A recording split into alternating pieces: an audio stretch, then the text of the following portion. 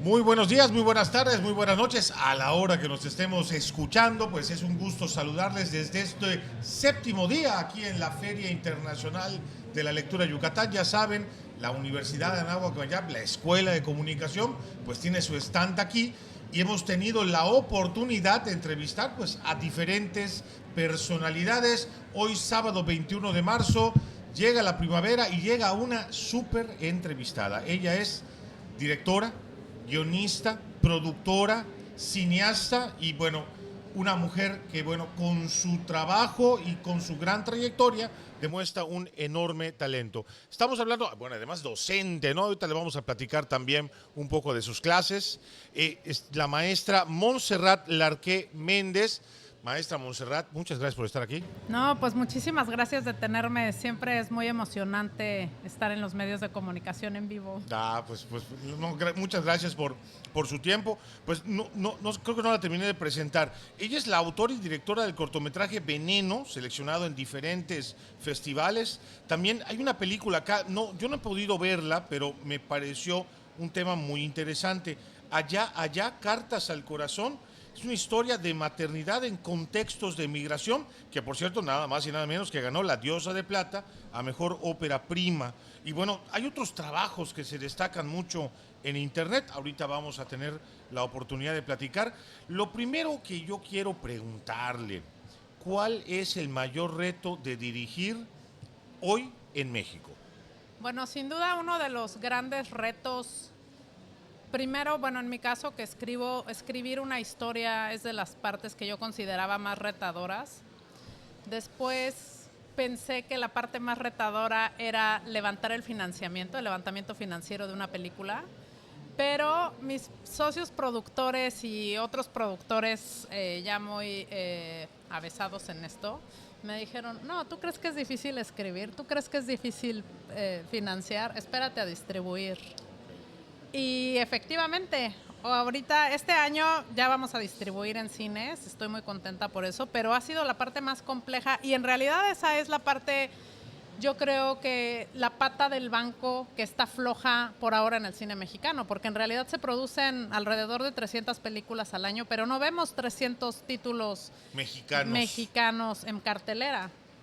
Y es porque está floja esa pata del banco. Necesitamos fortalecer la distribución del cine mexicano, que llegue a las salas y que podamos sacarla para lo que la hicimos, ¿no? Pero es un tema de historias, no funcionan comercialmente. O sea, odio hablar comercial porque para mí el cine es un arte, pero también es una realidad que para llegar a las salas cinematográficas pues tiene que haber una cierta propuesta comercial, al menos de manera masiva. ¿Es todavía un tema de propuesta creativa? ¿Qué pasa con él? ¿Por qué se traba en la distribución? ¿O es meramente adoración a Hollywood? ¿Qué sé yo? Mira, es un tema complejo y tienen que ver las cosas que has mencionado ahora. Por un lado, se produce a veces mucho cine que es muy autoral, Ok. y que no necesariamente el público está conectando con ese cine. Sin duda hay un mercado para el cine autoral, es uno de los grandes caminos de salida que tiene el cine en todo el mundo. Pero es como si solo se ofrecieran dos tipos de cine, o uno muy autoral, que tiene una salida vía las salas culturales, las cinetecas, hay muchas salas culturales, aquí hay reconocidas salas, o el cine muy comercial, ¿no? Muy comercial. Sí. Y yo siempre he dicho, es como si fuera solo blanco y negro, y en medio hay una cantidad de grises, y muchos directores intentamos encontrar ese cine en medio, ¿no? Bien. Que sí tenga hablar de un mensaje, que sí sea poder hacer alguna crítica social, y por otro lado, que pueda ser acogido por los espectadores. Es un reto importante, está difícil dirigir una película y mostrarla y llegar a esos dos lados. Es el sueño de todo director, Claro. que es lo que quieres decir y que a todo el mundo la Que vaya a ver. todo la vaya a ver, ¿no? Pero bueno, sin duda hay grandes ejemplos, creo yo, en el cine mexicano, de esas películas que están como en ese punto medio del que usted habla, maestra. Yo creo, por ejemplo, estoy pensando en Amores Perros, que es un clásico, que bueno, además hace poco cumplió. Estoy pensando en El Callejón de los Milagros, Sí, que totalmente. me encanta esa película. Bueno, incluso estoy pensando, quizás un poquito más comercial y más fresa, pero igualmente interesante y funcionó bien. Nosotros los Nobles, por ejemplo, ¿no? Pero bueno, para usted, ¿cuáles serían esas películas? ¿Cuál sería su top 5 de películas que están en ese punto medio? Mira, sin duda esas que mencionaste pueden estar en un punto medio. O sea, Amores Perros, la verdad es que sí fue un parteaguas en la historia del cine mexicano de esta época, porque pues en su momento como Agua para Chocolate Sí, por rompió esa supuesto. barrera también de manera muy importante, Por ¿no? supuesto. Inauguró una de las tantas épocas del nuevo cine mexicano que ha habido después de la época de oro del cine mexicano. Nosotros los Nobles, pues está basada en la película El Gran El Gran Calavera. Calavera de Buñuel. Sí, sí, sí. Y esa película Buñuel la dirigió como un empleado del productor y él tenía muy claro que era una película comercial, ¿no? Entonces, pienso que hay que encontrar la manera de volver a abrir y acercarnos al público. Esas películas sí están muy pensadas para el público, ¿no? También. Sí, sí, sí. Alejandro González Iñárritu, pues antes de dedicarse al cine, transformó el radio, transformó la publicidad, primero la televisión, el Canal 5 que terminamos conociendo en mi época, él lo hizo. Después transformó la publicidad, cambió la publicidad en México. Me acuerdo perfecto del primer anuncio de Vital, todavía ni siquiera hecha CBC, y que era muy diferente. Él lo dirigió con su compañía. Entonces él se dedicó muchísimos años a la publicidad. Y yo creo que le abrió el mercado. Cuando editó Amores Perros, contrató un servicio de estudio de mercado. Un estudio de mercado que hoy en día a una agencia la contratan Sanborns, Coca-Cola, las grandes marcas para estudiar los mercados. Él la contrató para que le diera análisis sobre su película. Entonces, sí tenía en mente al público. No es como que hizo una película y le salió que le gustó al público. Bien. No, está pensada desde el principio. Y eso nos falta, pensarlo más, ¿no? Que el cine no es solamente un medio de expresión, sino es un medio de comunicación y que tiene que haber un receptor, ¿no? Nosotros somos emisores y tenemos que construir la historia, el mensaje y alguien lo va a recibir, ¿no? Y hay que pensar en ese alguien que lo va a recibir. Bien. Creo que eso, el otro día estuve en un podcast con un director de ópera prima y hablábamos de eso. Hay que ponernos, acercarnos al espectador, tomarlo en cuenta. Yo tuve uno de mis tutores de guión, decía una frase muy buena, es un vasco que se llama Michel Gastambide, es muy famoso. Y me acuerdo que nos decía mucho, al servicio del espectador. Trabajamos al servicio del espectador. Y eso pienso que hay que hacerlo. Que no solamente es una cuestión expresiva de una voz propia, sino es para alguien. Bien, ¿no? Bien. Me encanta esta postura y este comentario que tienes. No todo puede ser Santa Sangre de Alejandro Jodorowsky, sí, ¿no? Y a veces sí. Y a veces sí se vale. Me gusta que dices eso. Hay un mercado para el cine autoral, pero no todo tiene que ser cine de autor. Y no todos hacemos cine autoral. Lo que pasa es que de pronto los autores, los grandes autores como Jodorowsky, pues cuando somos estudiantes se convierten en nuestros íconos, mitos, queremos ser como ellos porque nos vuelan la cabeza, pero uno tiene que encontrar su propia voz. Bien. ¿No? Y hay mucho cine que ha trascendido y los directores no. ¿Quién dirigió? A ver, tú dime quién dirigió, por ejemplo, Pretty Woman. No me acuerdo. No. La gente no sabe esos nombres de esos autores. Y son autores. Sí, claro, ¿no? Por supuesto. Entonces yo creo que hay que tomar en cuenta no solo nuestra voz, y claro que desarrollarla. Y los que hacemos cine, pues tenemos una necesidad narrativa, expresiva, muy natural, ¿no? En nuestra personalidad. Pero también lo estamos haciendo para alguien, ¿no? Y luego también hacemos cosas muy autorales y pues nadie las va a ver y no entendemos por qué. Okay. Pues porque no está pensado para nadie. Bueno, eso es algo que también tendría que cambiar. Oye, maestra Montserrat, ¿cómo es tu voz? ¿Cómo es ahora sí que cómo son sus ojos y cómo son sus voces hablando de su cine? Aquí nos están escuchando muchos estudiantes. ¿Cómo nos acercamos? ¿Cómo hacemos que estos estudiantes se acerquen a tu obra? Háblanos de tu obra, por favor. Mira, yo creo que mi trabajo, una cosa que he notado es pues que es una mirada femenina, ¿no? Y eso pues sale de manera muy natural en mí, ¿no? Claro. O de mí. Mis personajes son mujeres principalmente. Y en esta película Me acuerdo que alguien me ¿Cuál decía... película, perdón? Allá, la que Allá, vamos ok. a ver hoy. Ándale, aquí en eso, bien. hoy vamos a verla aquí a las 6 de la tarde. Hay una presentación Bien. donde vamos a hablar de la visión. Queremos que vayan los cineastas yucatecos. El cine mexicano los necesita. Necesitamos su visión. Y a las 7 hay una proyección. Pero volviendo a esto, mi cine es muy femenino. Es muy difícil hablar de la propia obra. Seguro aquí te ha tocado que has tenido aquí autores sentados y les preguntas, háblame de tu obra. ¿No? Es difícil. Sí, claro. Porque no es objetivo, es subjetiva esa visión. Pero subjetivamente te puedo decir que mi cine es muy femenino, que si bien mi película tiene un protagonista masculino, la visión es muy femenina. Y la mirada está puesta sobre las mujeres que se quedan en los pueblos que se quedan sin hombres, ¿no? De las mujeres que se quedan en las poblaciones mexicanas sosteniendo el pueblo solas. Yo creo que ahora los proyectos que traigo en puerta también son muy femeninos. Traigo uno familiar que me atrae mucho, porque además es comercial y me invitaron a dirigirlo y ya me muero de ganas por hacerlo. Pero es de la cotidianidad y al final siempre pienso, yo a mis alumnos les digo, a ver, el trabajo más importante de un director es crear una visión. Yo a mis alumnos les digo, como ustedes ven la realidad, nadie la ve.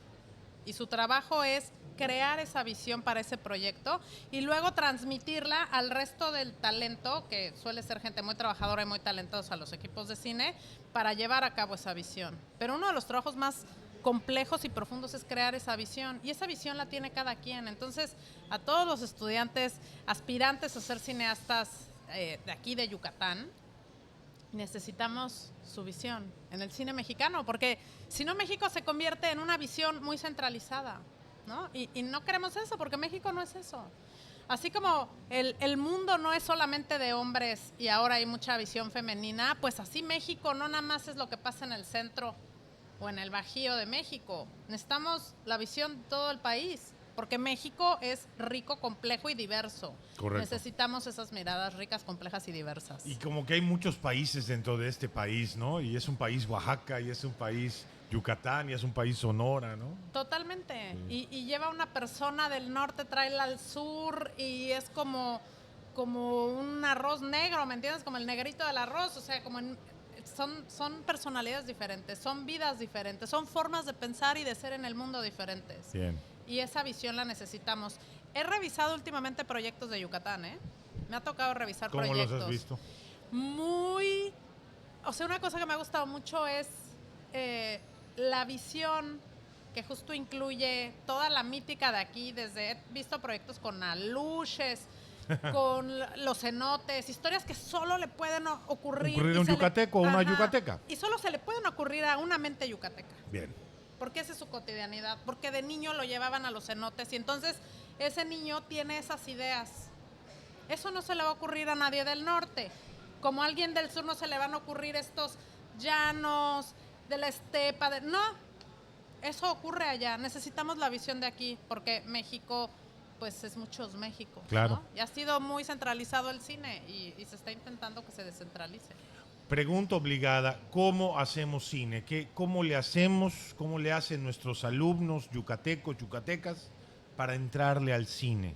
¿Qué recomendarías? Mira, lo que yo les recomiendo a mis alumnos es lo mismo que yo hice, el camino que yo hice, que es entrar en las convocatorias. Hay muchas convocatorias nacionales de cine. Los festivales tienen convocatorias para cortos, que generalmente se empieza con cortos, ¿no? Claro. Y de esa manera, además, te visibilizas en la industria. Entonces, y trabajar mucho. Si te dicen que no en una, pues en la segunda, y si no, en la tercera, y si no, en la cuarta. Y les digo también, a eso se van a dedicar el resto de su trabajo, ¿eh? Y les van a decir muchísimos no. Los productores de cine tienen un número casi todos, que es de 10 que aplico, una me dicen que sí, de 10 que aplico. Okay. ¿Okay? Eso es un buen dato. Así que tienen que aventar 10 semillas para que una florezca. Eso, muy bien, pero alguna va a florecer. Alguna, el Instituto Nacional Mexicano de Cinematografía, el IMCINE, en su página imcine.gov.mx, ahí pueden ver las convocatorias vigentes. Hay una convocatoria de cortometrajes muy buena, de la que en esa convocatoria han entrado muchos cineastas. Y ahora hay una de esas convocatorias por regiones, buscando que el sureste, por ejemplo, o el sur solo compita con gente del sur, para que no compitan contra gente que puede salir de escuelas de cine muy complejas, ¿no? Y que sea más pareja y que haya puntos de vista de los diferentes lugares de México. Eso está fabuloso. Maestra Montserrat, yo quería preguntarte, ya me lo medio dijiste, pero haznos la invitación completa, cuéntanos de una manera completa esto. ¿Qué te trae a la Filey? Me invitaron a hacer una proyección de largometraje.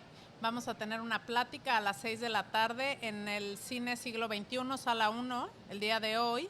A las 6 de la tarde va a haber una plática, va a estar el rector de la universidad, de la UADY, va a estar también la directora de la Feria del Libro y vamos a estar ahí en una conversación justamente vamos a estar platicando sobre mi carrera y sobre la importancia de las otras visiones en el cine mexicano. Bien. Y después a las 7 de la noche se va a proyectar la película.